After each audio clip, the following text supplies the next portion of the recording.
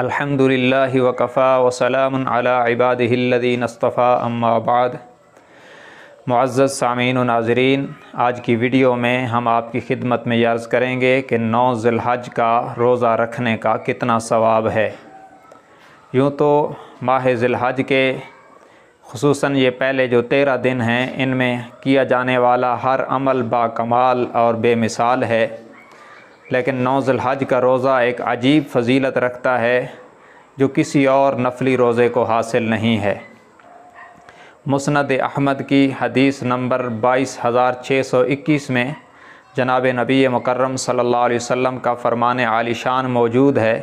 आपने फ़रमाया, जिसने यौम अरफ़ा का रोज़ा रखा यानी 9 ज़िलहज का रोज़ा रखा, अल्लाह तबारक व तआला उसके 1 साल पहले और 1 साल आइंदा के गुनाहों को माफ़ फरमा देंगे। ये अजीब फ़जीलत है।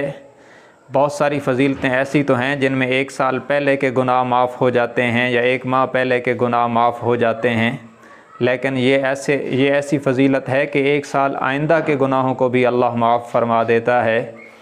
अगरचे उलमाए किराम ने आयात क़ुरआनी और अहादीस तय्यबात को देखकर ये फ़रमाया कि इससे सग़ीरा गुनाह माफ़ होते हैं, मगर गर्मी और मशक्क़त में इखलास के साथ रखे जाने वाले रोज़े की बरकत से अगर अल्लाह तबारक व तआला कबीरा गुनाहों को भी माफ़ फरमा दें तो उसके ख़ज़ाने में कमी नहीं। लेकिन सिर्फ़ सग़ीरा का माफ़ होना भी कोई छोटी बात नहीं, बहुत बड़ी बात है। हमें इस नेकी का एहतमाम करना चाहिए। अल्लाह तबारक व तआला तमाम मुसलमानों को इसकी तौफ़ीक़ अता फ़रमाए। व आखिरु दावाना अनिल हम्दुलिल्लाहि रब्बिल आलमीन।